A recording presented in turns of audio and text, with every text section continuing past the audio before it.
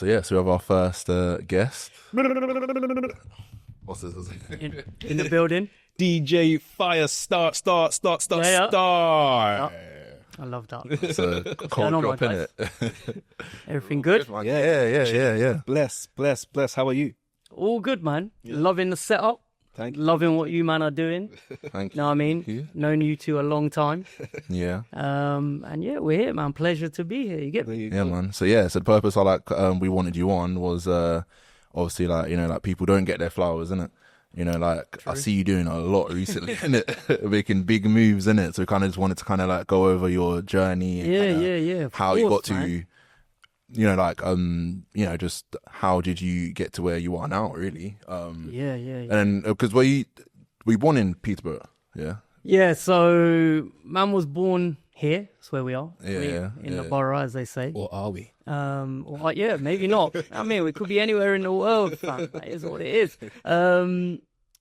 So born in Peterborough. A lot of people don't. You'd be surprised, guys. Like when you step out and you start doing things, or even if you're doing a lot of stuff elsewhere, people would never know like where you're from. Do you know what I mean? Like man's done so much work in like London and Nottingham, for example, that a lot of people just have wherever I'm based, they just assume I'm from there. You feel me?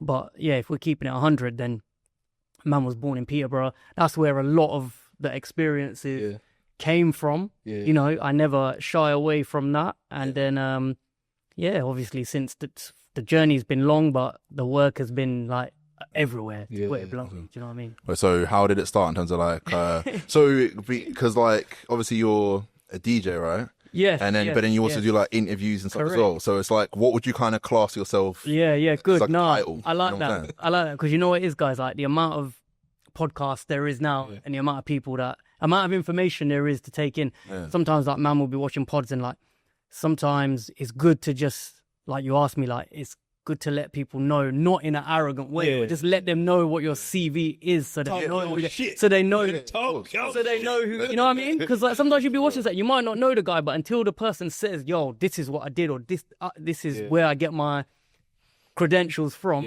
So I never knew that. That's it.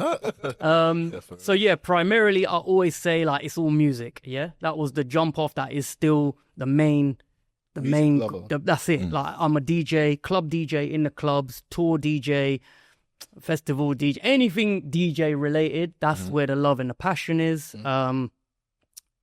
Mix Mag featured, DJ Mag featured, Complex UK, USA, Hot 97, Sway in the Morning, On the Radar Radio. Oh, all right.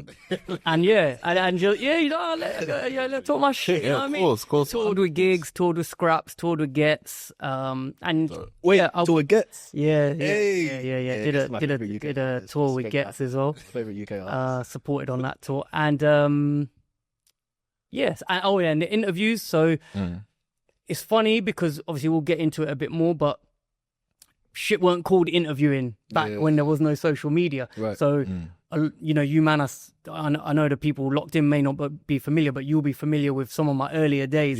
Here, there was no such thing as social. So, like, I used to actually roll around in the club with a mini DVD, mini DV cam. So it burns onto a little mini, you'll know, right? Little mini DVD like disc. And that's crazy. And it's funny because them times, we had people here locally like your Miss Dynamites, Lethal Bizzle, Heartless Crew, Bashy.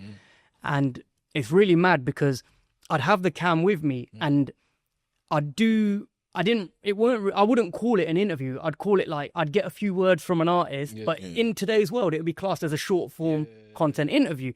And the reason why I say that, and it's on my mind, is because when I met Bashy again, like maybe a year or year and a half ago, and obviously his journey's been like incredible. Like he's superstar actor, blah blah blah, and he's a music guy. Like if you remember, that's what Bashy does. He's an artist.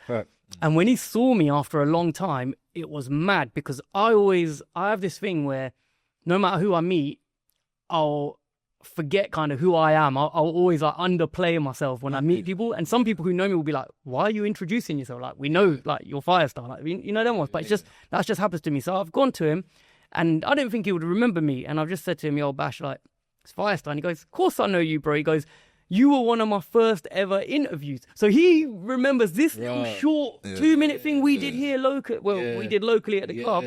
So my point being that I was always like doing quote content, but it had its moments up and down, whatever. I'd be trying to record like artists at my parties when I used to run parties in Nottingham. And then obviously that has gone into a stage now where it was important for me to, my passion has always been to talk about music. So I want to sit with artists and talk about music.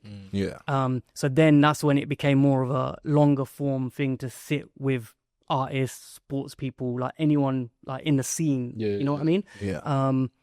And so the interviews became like an extension of the DJ stuff, because when the DJing side's up and down, or like your relevance or your brand is not as known, you might do an interview with an artist. People will be like, who's the interview with? Oh, it's with DJ Firestar. Who's that? They automatically know then you're a DJ, obviously. So it's all connected, like, you know, like in this day and age, there's people that people can do a number of different things, right? So the interviews I try and do them. There's no sort of format or regular system with it, though. Do you know what I mean? It's like if I chat to someone and I can, if I organise it, I can sit with someone. I'll get it in with them.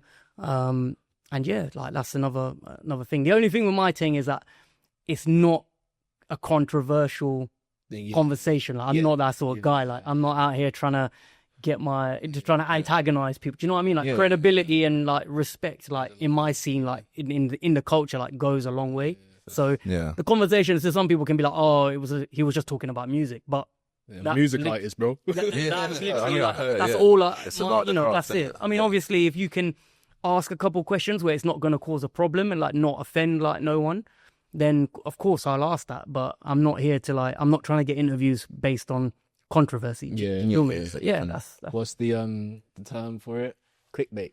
100%. And that might lead to like not getting mad views, and that's true to a point, like, because I mean, a man done an interview with Rowdy Rebel, the rapper from New York, last year, I think.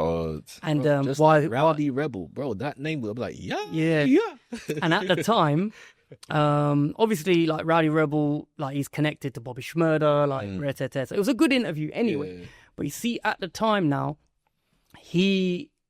there was one burning question, which was he had an issue. He'd said something about LA, like, and it was related to like Whack 100, who's like games manager. They like somebody had said he's banned from LA or something. Anyway, there was a clear question that everyone wanted a response from him on. And like we're like 45 minutes into the interview, and the interview was a vibe, like he's being cool. So I felt it was appropriate to like, I picked and, it wasn't something that I was like, I've got to get this off no matter what. It was like, let me see how this goes. And it was cool. So then I thought, okay, let me push the button and ask him. I said, oh, yo, bro, like, Whack 100 recently said like you're banned from LA. So he's answered the question. No issue with me, but he's answered the question. This shit has gone viral. Now, when I say viral in my world is like, Academics posted it. Hip Hop Wolf posted it. No Jumper posted it. It led to like people in LA and like White 100 responding to this interview, where not responded. They don't know. I was getting strays in there. You know what I mean? They were like, "Yo, who's this fucking guy from London?" But my point being that like clickbait and certain questions like that are gonna get you that, but it's never like the aim. Do you know what I mean? Unless it's a situation where you think it's going to be okay type shit. So, no, definitely. Wait, so if we take a step back here, because obviously like you started off here, so even when you mentioned about Bashi and Miss Dynamite and all that, was that at the park? It was, the park, so that was the first time I went out to a nightclub at the park. Is it? Yeah. I never got to go in it. I swear. Yeah. You missed out, man. Oh, huh? Yeah, you missed out. I'm younger, man. Yeah. Clearly, because I never got to go in it. I think for context, if you explain to the people locked into the park, is not an actual park. It's a nightclub. And this is in a time where we didn't have like social media.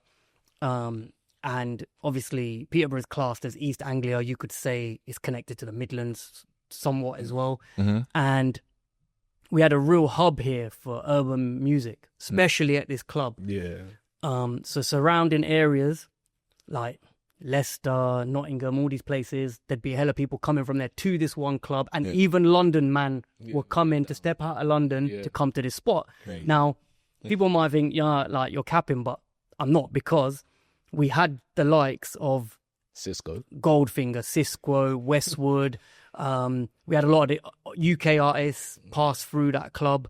So there's people that I met on my journey very early on that I made links with. Yeah. You know, Chris Goldfinger, Tim Westwood, a lot of the BBC One Extra DJs, a lot of the roster. Like I met Shawnee B there, who's like one of my favorite DJs, like, and hosts of all time. DJ you know, I've DJ Ace and Viz, like DJ Target, a lot of people early doors. So it's like you're building these relationships so that you'll find that you'll see these people later on if you're still in the game and you've met them from an early time. So it was very like instrumental because, you know, it was a first spot that I've played at, hustling to get on there, learned a lot about dancehall music. I didn't know nothing about dancehall music. You know, the man them there was spinning dancehall heavy, you know, and I was just a rap guy. Like, I am a rap guy, but obviously when I'm in the club, I play everything, you know what I mean? But my knowledge of like, I remember when I was young and I went and Super T Junior took me to the club, right? Super T, DJ Shout out Super big T. him up, man. And man would be playing, they'd be playing rhythms, and I'd be like thinking, why is there bare artists like on? I didn't understand what a rhythm was. All on the same rhythm, innit? This is the rhythm time. Why are we playing the same instrumental for like 20 minutes? And it was bad. And then, you know, I went through this love-hate relationship early days of dancehall because I was like, I'm a rap guy, and I stand on it. I'm a rap guy, but I love dancehall now as well. You know what I mean? So man. that taught me a lot about Afro beats or dancehall. Oh man, I'd say Afrobeats. I mean, no, sorry, my bad. No. I'd say dancehall, 100%. Yeah, 100%. You know what day it is today? Do you know what day it is today? No, what is it? It's Independence Day. Yeah, Jamaican independence. Okay, big ups. Yeah, well, there we go. That's the correct answer then, you get me? Yeah, 100%. So did that kind of fuel like, you know, so kind of like making them connections early on, is, you know, that kind of like create that path for you to constantly be in like, you know, London and Nottingham and like branch out and do other stuff there? I think not so much the links, like they all help, but music's the passion, right? Because at the end of the day, like, man left Borough to go to university. Oh, okay, so you went uni. Yeah. I was still DJing. I was still a DJ. Like, when I've gone to uni, I'm a DJ. So I'm trying to get on. Did you come back to Peterborough? I would come back on weekends. Oh, okay. To play at the park. Yeah. Because that's where man knew I could play, right? Yeah. When I've gone to uni now, I'm just like nobody, like no credentials. You know, I've got my experience, my little bit of experience from the local club, but there's no long list of. What the fuck's going on here, bro? Where'd you go to uni then? I went to Derby and I went to Nottingham. Okay. Obviously Derby's quite close to Nottingham. Yeah. So I was in those cities trying to get on, hustling, end up playing a couple of student nights. We then started putting on our own parties in Derby. And I think that's what led to like, so then by then man's DJing regular, like coming back to DJ, playing student parties. We've put on a couple of events. Yeah. And that's where I've got the kind of the passion for like, I want to run events now as well. And I always felt that the opportunities wouldn't come sometimes, or I'd feel like, man, like motherfuckers are not putting me on the set. Like I'm not getting, like they're not letting me play the student night, because everyone was just like, the UK mentality was still there like that back then, where people got what they got and they're very like, we can't let no one get in, because obviously it's a job at the end of the day as well. Yeah. Right. So I was like, if I put on my own parties, who can tell me anything? Yeah, true. You can do your own thing. I'm gonna be the man that plays. Like, so that's what a lot of the fuel to put on events came from. And then, like, long story short, man, finished uni, and then I've started running events and DJing primarily in Nottingham for a strong, like, 10 years, like, student-focused events. So that's, like, where... So it was mainly, like, to answer the question, like, it's the passion for the music. It's just that because I'd met some names early on, maybe, of course, it made it easier when you come across dealing with quote artists and managers. You know, sometimes when you're around certain people at first, these are like your idols. Still, I'm in rooms where there's like goats in the room, right? But it's like it's kind of calm. Like you know how to behave. Do you know what I mean? You're not like fanboying them and shit. You know what I mean? So it helps, man. And yeah, I've got a question. Go on. So actually, it's a 2-part question. So question numero uno. How did you end up DJing for gigs? And also, how do you feel about his stance on the whole UK, US? Yeah. He said so. I agree with what you said. 100%. Me too. Just to answer that, but we'll get to that. So first question was, how did I tour for him? Yeah. Like how's the process to do that? Because there'd be some aspiring DJs. Like, yeah. How do you get into that area? Man was a fan of his from early, like, and it's these times again. You don't see a lot of these man on social media. This was like not half non-existent. I mean, when his first stuff came out, it was non-existent, right? Yeah. But fast forward, it's like, man's got walk in the park, man's listening to this guy. Man had to travel to London to go and get the CD. Yeah. Right? I had to go to Dark and Cold's, the shop in London where they used to sell a lot of the UK mixtapes, clothing, etc. Cop the CD. And then if you go back to when I was saying I was running events now as a student promoter, and you hear a lot about how with the culture and with the parties that we put on, we still get blocked a lot when we want to do things for the culture, right? And this was predominantly happening. Like, so when I'm doing student parties, I'm in meetings, I'm like having to beg managers, like that, you know, about safety, about the kind of crowd, like black crowd, brown crowd, like they don't want us in the building like that. They see an artist like a Chip, a Gets, a Gigs. It's like they Google these man. Is coming, like certain man is coming back with, like, you know, Gigs back then is common knowledge, like he was blocked. He was. Right. And then you've got like, you have to deal with like certain prejudices, like with managers, like when they're making jokes, like, do you know what I mean? Like, he's not going to come in here with like his man them and like, you know, they're like mocking they're mocking you and they're mocking him. Do you know what I mean? So I've sat in numerous meetings like that. So my point being is I wanted to bring him to shows. I wanted to book him. Yeah. And there was one set of promoters that got away with bringing him in Nottingham a few years before me. So I was still studying then. And it was actually the only time I've seen Skepta and Gigs perform together. Okay. So... did it look out? Yeah, of course. The anthem, bro, that's certified banger. So I remember that there was this show where Gigs has come. It was Oceana at the time in Nottingham.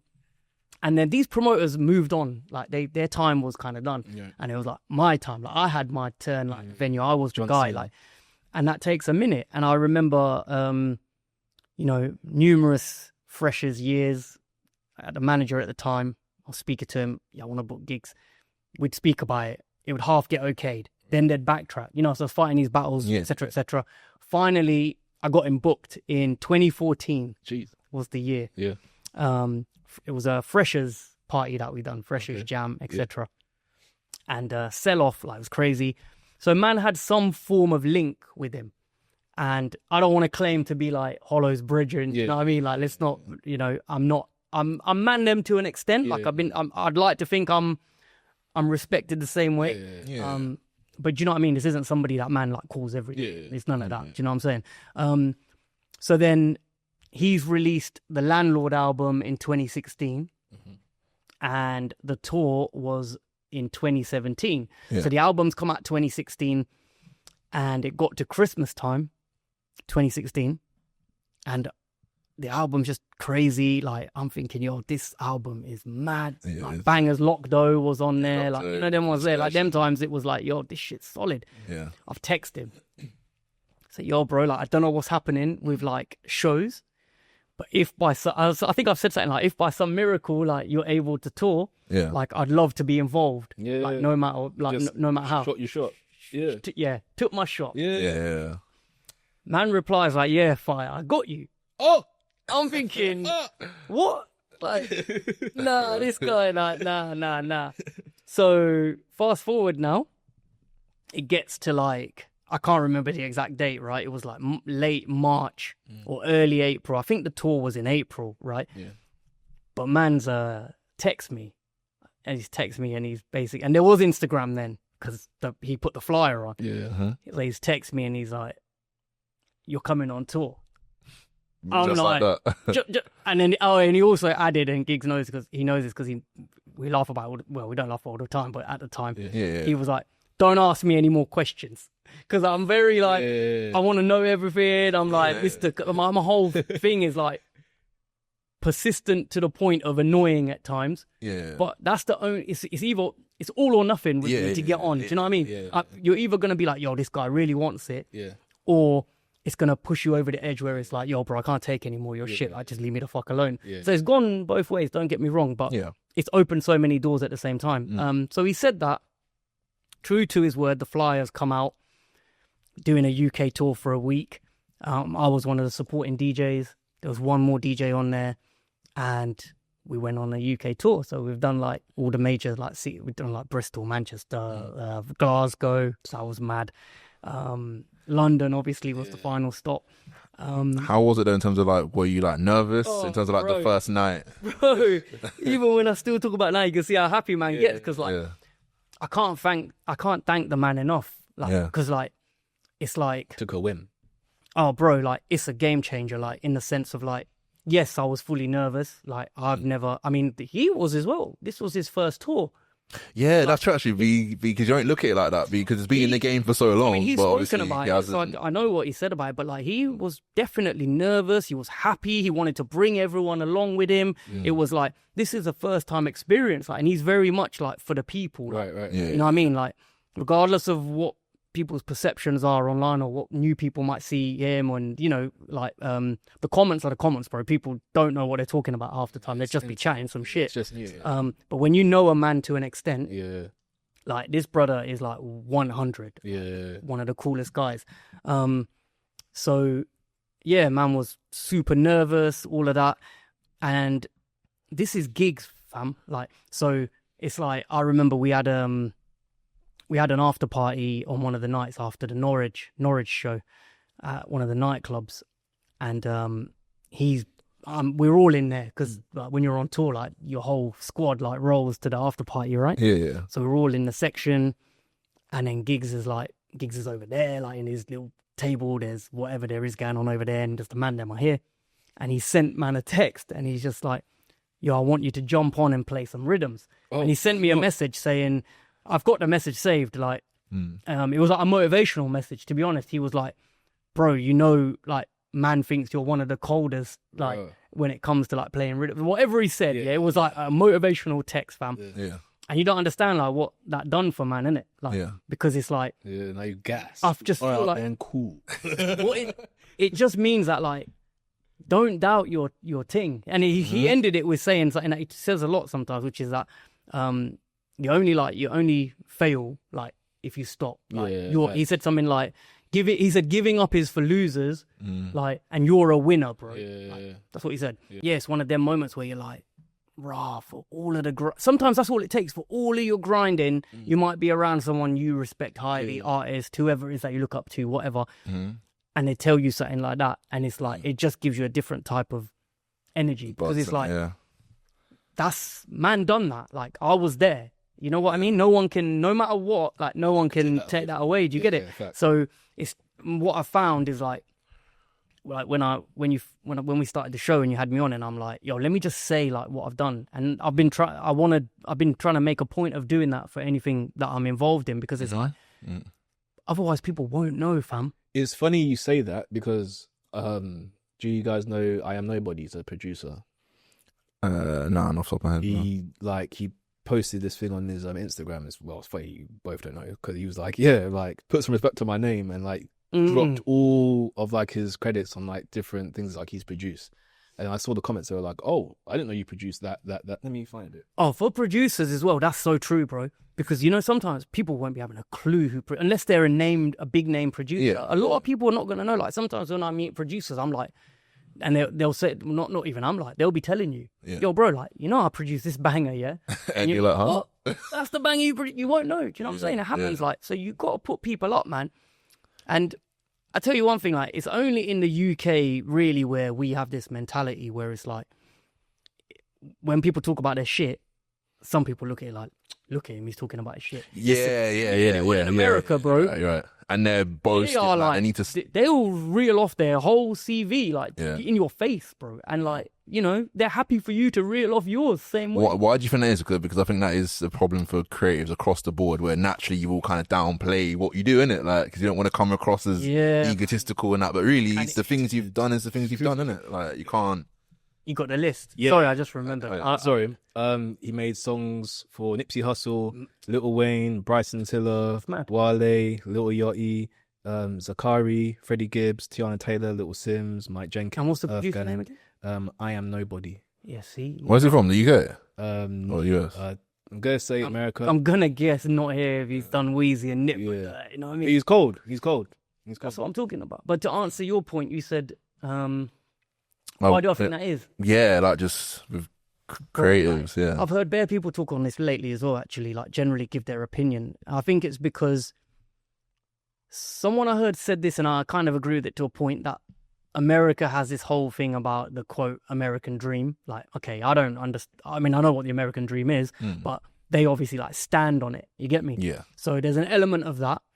I don't think it's perfect. Like, let's not everyone is super cool. Yeah, you know, I'm sure there's like a lot of fuckery and a lot of snakes behind the scenes as well. Yeah. But I just think there's an element of understanding that they want to work. And to work, you need to connect and you need to exchange like ideas. You need to maybe put people on, or, you know, you might be in a field where you own venues. I don't own a venue, so I'm not a rival, but I'm a DJ. How can you help me? Of course, I can play in your venue. Yeah. How can I help you? Maybe I can mention your venue to people who want to use your venue. Yeah. They just get it, bro. Yeah. And it sounds really basic, but like here, it just always feels like there's that, you know, there's a ceiling. Of course, there's only so much you can maybe accomplish here. People don't really realize or understand that there's a whole world. And when you go somewhere else, and they show you love, it's a whole new market. Do you know what I mean? Like, man was in New York. I've done interviews with artists from Atlanta that I don't actually... when I met these artists, I didn't know who they were. Yeah. And the label's telling me, yo, like, this is this person, this is that person. I've looked them up. And somewhere like Atlanta is massive, bro. Like, these people are big artists. Yeah. So it's like... Yeah, there's just so much opportunity to do shit. And it's like, again, with the UK, when it comes to like the interviews and even dealing with people on a club level, it's like approaching artists, UK artists especially, just sometimes man are not as welcoming. Like, how can I be doing interviews with global icons and yet I still can't get interviews with like some of our own artists who are nowhere near as big as some of these man? Not naming anyone, but you know what I'm saying? It's like... It doesn't make any sense. Yeah, it's just like some people's like sort of mentality is a bit kind of off, you know? And sometimes it's the same man that will be sitting on podcasts talking about how they're for the people or they want... But it's not that. Yeah. So do you think like do you feel like it's getting better like over the years or... Not really in the UK. It's hard to answer, bro, because it's not one shoe fits all. You get me? Yeah. Like, there's some cool people here, of course. Yeah, because I've realized like even from from industry point of view, I remember like one example.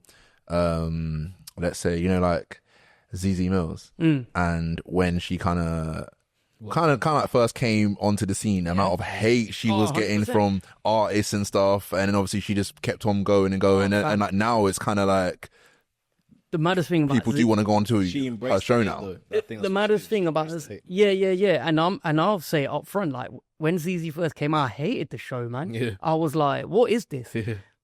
And then after just her persistence and just seeing how she's just does her thing, like, and I've met her, like.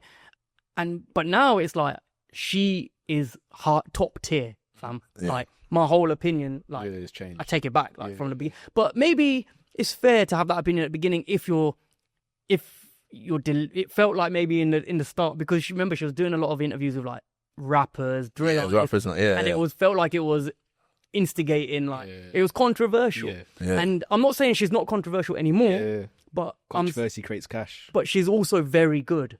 Yeah. So, man, like, hats off to her, man, because she's one of the coldest. But yeah, to answer that, you're not wrong about that. When she did get a lot of hate and that, innit? Yeah, and maybe it's because everything's very like small. Because it's like, all right, cool. I could talk about an artist, but then I might see them at that's the biggest industry event. Bro, that's the biggest problem in the we all see each other.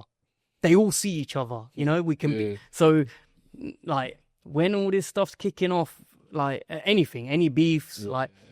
It's just like these people are gonna run into each other, right? At some point, yeah. So it's all just and everyone knows everyone. Yeah. So it's like behind the scenes, calls will get made, and it's all a bit messy. And people also, no one can take the criticism and just let it be. Yeah. There's people that genuinely want to address if you said something, we gotta be in a, you know what I mean? There's people that really just want that talk, sort of like, who do you think you are? Like, we're not used. It's like when as a culture with our music scene in the UK, we're not used to people speaking negatively about our music or our ability or whatever. It was just a new thing. Whereas in the States, like, there's a million people talking about a million people, so I think they're just used to it. Like, they just don't do it. Yeah, but then again, just to summarize, like, that doesn't mean to say that if a big platform says something about someone, they're not going to love it as well. Do you know what I mean? Not everyone in America is chill. Like, I mean, look at like Breakfast Club in like Birdman. Like when Birdman went, put some respect on my, because he was pissed, fam. And Birdman, he don't need no paper. Like he could have just stayed at home that day, fam. But he went in to stick it on Charlemagne, like, put some respect on my name. Like, what the fuck? Yo, I'm not having it, fam. That's a serious problem. That was not a joke. Flame and shower, no more. You see, it happens everywhere, man. But, yeah, man. Yeah, that's true. That's very true. So, kind of back to the interview kind of stuff. So, what would you say has been your favourite interview? Oh, man. Favourite interview? Yeah, and why? There's been a couple legendary ones, and they're all for different reasons. Like Manzoom interviewed Usain Bolt. Crazy. I mean, you said it was Independence Day. You get me? Like, yeah. Bolt. I don't know how I patterned that. I don't know how the hell I don't know how it happened. I mean, I know how it happened. Yeah. Like, but it's just it's surreal. I mean, yeah, no, it's probably good to explain how it happened because that's what's going to be useful for people. But it was, that's true. Look, we was still in the midst of a like pandemic, right? Mm-hmm. That's even tougher. So we weren't obviously like on lockdown or anything. But during that period in those years, people had not been on a lot, right? So it felt like people were more inclined to listen when you wanted to speak to them. So, you know, during that time I did interviews with like Fabulous, for example, but that was on a Zoom. It weren't in person. But from what had been agreed to do a quick 7-minute conversation on Zoom. Fab I assume he was in his yard because his family and his kids, I could hear them in the back and that. Me and him spoke for like an hour, fam. On a Zoom. I'm speaking to Fabulous, a goat, fam, that man grew up on. So people just had time. She didn't see her. Same thing, she was in Jamaica. Like, I'm speaking to her on a Zoom. Like, what the fuck is going on? Do you get me? But you done it. Like, man's got the link. Like, do you see what I mean? But to Bolt, it was like, we'd reached out to the manager. He'd asked like what platform, told him what my platform was, Influential Records. There was a couple of interviews out that he might have looked at, the Swizz Beats interview, a couple of others prior to that, maybe some of the BBC work, like when I did a bit of radio, whatever. And they've said, yeah, cool, like we'll slot you in. So gone to Park Royal area in London. And I remember going in and we were in the waiting room in this hotel because they had a room booked in one of the conference rooms. So me and two of my guys had a videographer and one of my boys just to take some pictures and shit. So we're in there. Pictures and shit. We're in the conference room. No, we're in the lobby. Just us three. Like, yo, shit, man's about to interview Bolt. I'm mad nervous. Like, I'm like, yo, what? They're tall. Just like, yo, this is like some goated shit. In comes this guy. He sits down. Just a random guy, black guy, sits on a chair across from me. Yeah. And after a while, like, it's clear that he's waiting on someone as well in the same area we are, so he must be here to do something. So then we've got talking, and he's like, oh, are you guys here to do an interview? He's asked. Yeah. And I'm like, yeah, just here to interview, like, Usain Bolt and that. Oh, and he's like, oh, for what platform? I said, for my own. Like, Yeah. I said, what are you doing? Yeah. And he goes, yeah, we're doing an interview with him for BBC. Straight after he says that, his team come in. Yeah. The big cameras, the whole production, Yeah. big interview. Yeah. So I'm like looking at my boys like, yo, like there's little me Yeah. who's come from where I've come from. Yeah. And I'm here, like, mixing it with these lot. Like, it was crazy. And then we went first, which was obviously better because I didn't want to go after, like, a BBC interview, you know what I mean? And, yeah, we done an interview. So there was that one. Mm-hmm. Fabio Foreign was a personal favourite. Yeah. Just because it's Fabio, man. Like, it's just legendary. Like, spoke about a few things. And then some of the other ones that led to certain things were... I sat here in the UK, I sat with some guys from America called Gumbo. They own a brand called Gumbo, which is a cannabis. Oh, okay, sorry. Yeah, like it's a cannabis brand across America. So it's run by a guy called Luca Brasi and Alexis Major. Like they're a married husband and wife, and they have links to like they're friends with like Khaled. They're friends with all the rappers, right? And Luca Brasi used to be involved in like the promotion for Dipset, so Cam, Jewels, all them. Dipset. So the long and short is when we're doing this interview in the UK, so I didn't know much about them because obviously shit's not legalized here either. So friend of mine, Francois, publicist, she said, look, I've got the Gumbo family in town. Fire, I want you to interview them. I was like saying, I was kind of not on it. Yeah. So I didn't know nothing about these people. Like, what am I going to talk about? Okay, they're connected to rap, but I've got to find a bit of an angle more than that. Like, I need to like actually, I can't wing it. I've got to know more about them. Do your research. Right. Yeah. So I agreed to do it. Sick conversation. Midway through the convo, the guy, Gumbo owner, Luca Brasi, I'm talking about American artists and blah, blah, blah, Dipset, all this stuff. A conversation's come up about Moneybag Yo. My man has FaceTimed Moneybag Yo. Then just like that, put me on a FaceTime to him. Midway through that conversation, the topics come up about gigs. Luca, and obviously man knows gigs as well, but Luca Brasi knows him. He's FaceTime gigs. Like, yo, Luca, I'm speaking to these guys. Now let me tell you why that interview was important. And there's one more example, but this is one. When I've then forwarded to New York after that interview, these guys have come to Giggs' show. I'm in communication with them. They had a show on Hot 97 they were doing. Yeah. And they were like, we want you to come on our show on Hot 97. So we finished Giggs' first headline show in New York, which I ended up playing on. Then I've gone to Hot 97. Yeah. Now, while I'm in Hot 97, being interviewed now by guys that I've interviewed, so it was just super cool. Yeah. A conversation's come up about Busta Rhymes. What have they done? No, don't say that. Put me on a FaceTime with Busta. Oh, stop. Yo, and I'm just like, what is going on? Like, yo, this is mad. So that was important. That was an important situation. Like, and just one other quickly was, not too long ago, a year and a half, 2 years ago, a American drill artist by the name of Busy Banks came over here. Same kind of situation. The team got in touch somehow and were just like, yo, we want you to interview like Busy Banks. Didn't know much about him, just knew he did drill. Did an interview, cool. Sick interview. His team was super cool. Made the link. Genuine guys. Kept the link. Yeah. We've linked up that week. We've gone, like, taken them to eat. And then it was Busy Banks' manager, Ruby Rosa, who ended up securing my feature on the radar in New York, because Busy Banks goes and does On the Radar. He's done like 3 freestyles on there. Okay. So there was a bag of people trying to get me on, mentioning me, and they all probably did their job trying to get me on, but it's a big platform. Everyone around the world's hitting the guys. They just be like, yeah, like, we'll get back to you type shit. You know what I mean? So no one can actually nail it.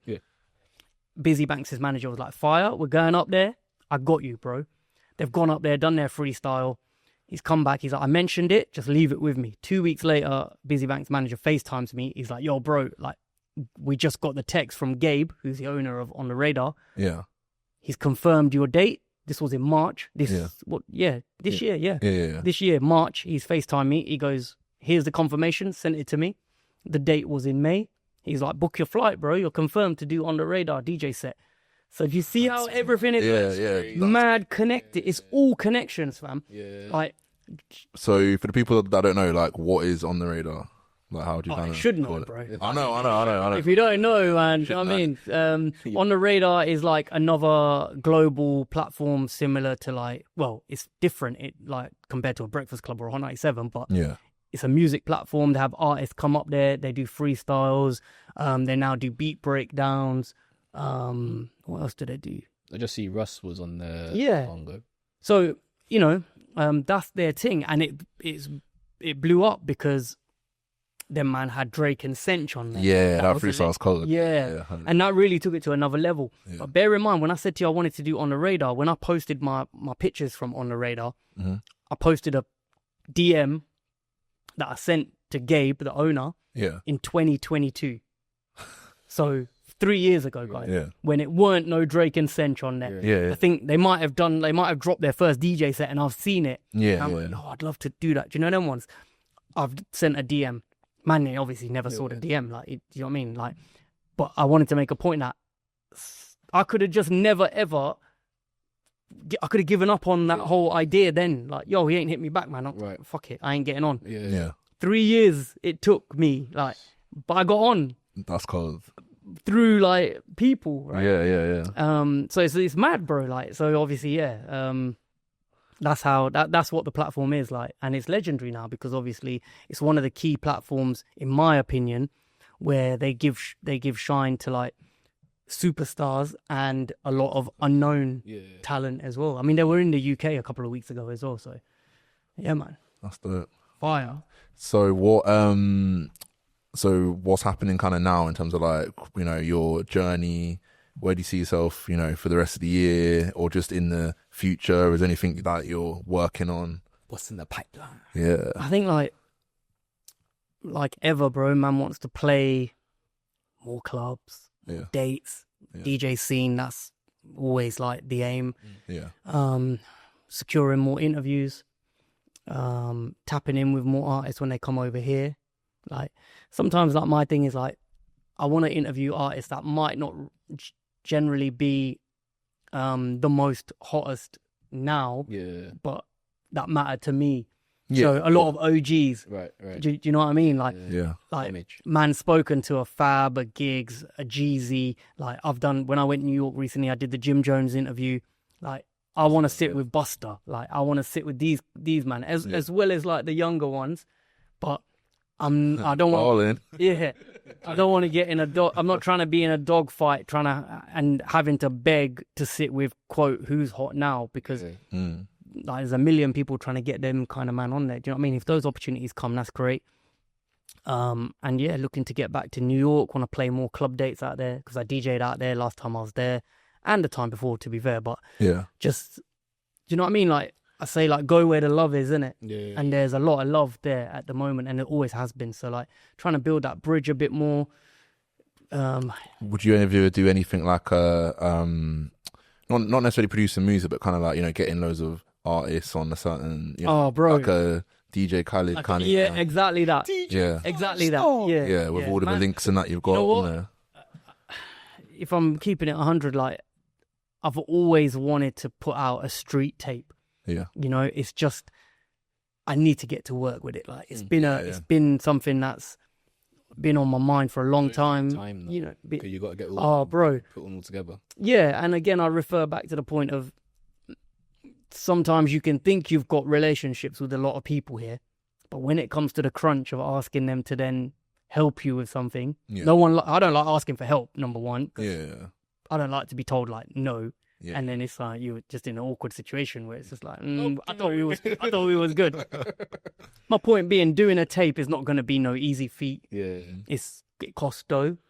You obviously need rhythms. You you don't want to just fling anyone on there if you've got like an expectation of what you want to deliver. But to answer that, I would love to put out a UK like the mixtapes we used to listen to. Yeah. When man used to listen to a DJ Clue mixtape or a Who Kid or Tim Westwood mixtape. Or like a gigs tape hosted by Big Rides. You know what I mean? This kind of shit. Who would you have? Like, what artists would you? It'd be rap. Everything would be rap based, man. So I obviously like. I'd want to include the likes of a Tef, a Boost, Rimsey. I mean, your dream name, like, Potter Paper. I mean, I ain't getting a gigs verse, that's for sure. Like, you know what I mean? But you never know, like, you know. But that's the level. I want a legendary tape. Right. You know, mix it with some of the younger artists.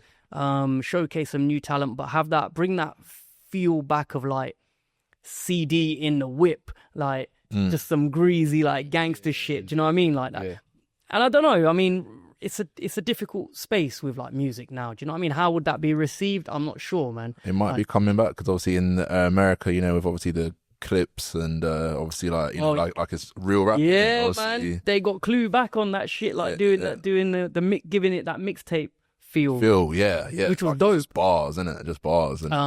But I think like, you know, that was a nice touch from them. But this is clips, like that shit was gonna go no matter what. Do you know what I mean? Yeah. But it was a nice touch to just let people know, yo, this is how it used to be, kind of thing. Do you know what I mean? So definitely legendary, man. But yes, that's mainly the focus, and just try and keep the motion going. Do you know what I mean? Yeah. Like a lot of the stuff US, it's like when you're not getting stuff over here, but you can hop over to America and you can do an interview with Jim Jones. It's like, who can say anything to you? Like like who's doing that? Yeah. Who, like, just keeping it a buck with you, like, you know what I mean?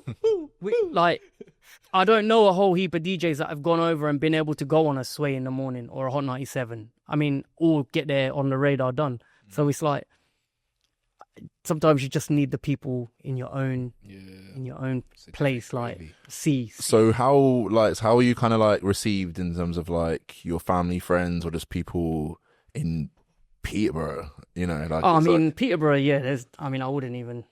Peterborough is like may or may still not be home. You know, we won't disclose that. I mean, you know what I mean? Fair. I'm about, but I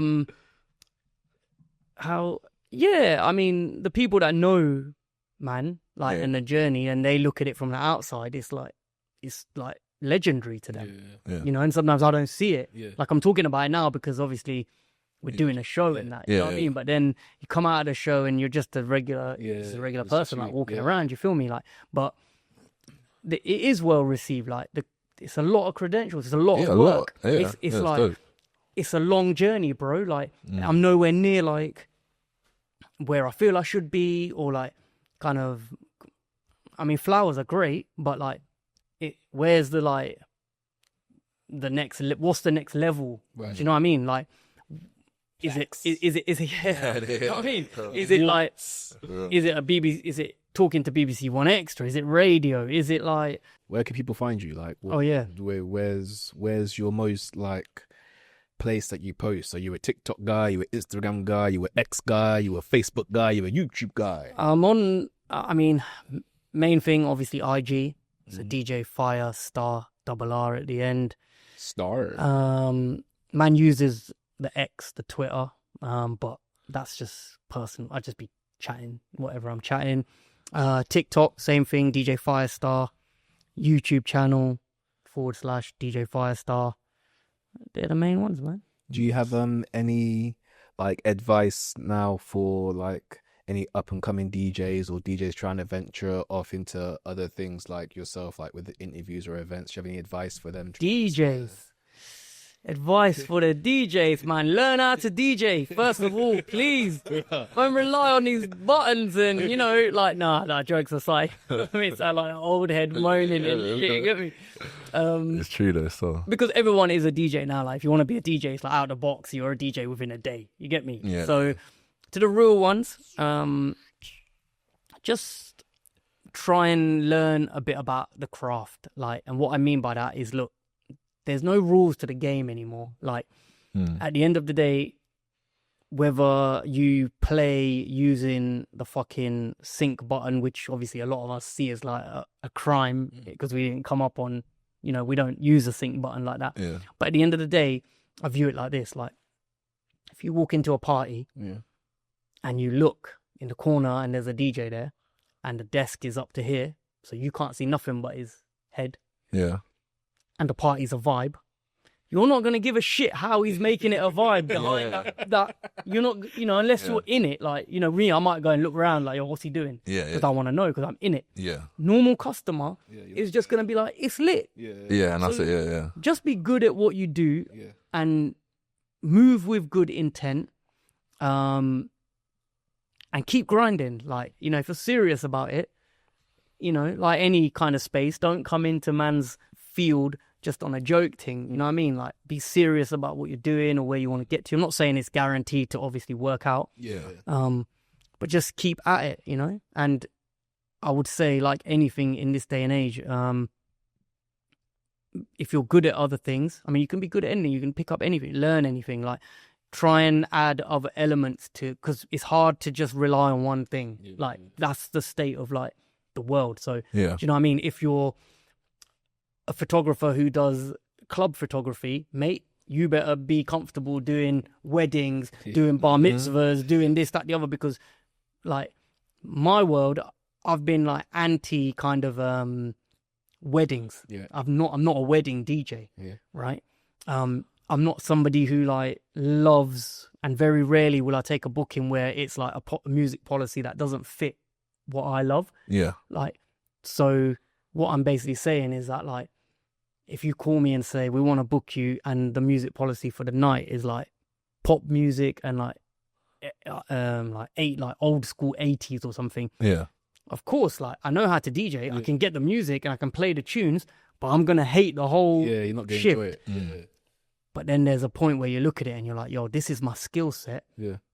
Am I willing to like, am I willing to get a bit of you into it? Yeah, like, and I'm not saying I would go that far, but I'm definitely more inclined to like listen when people are like, you know, look, we want the majority of what you play. We want R&B, we want hip hop, we might want some Afro beats, dancehall.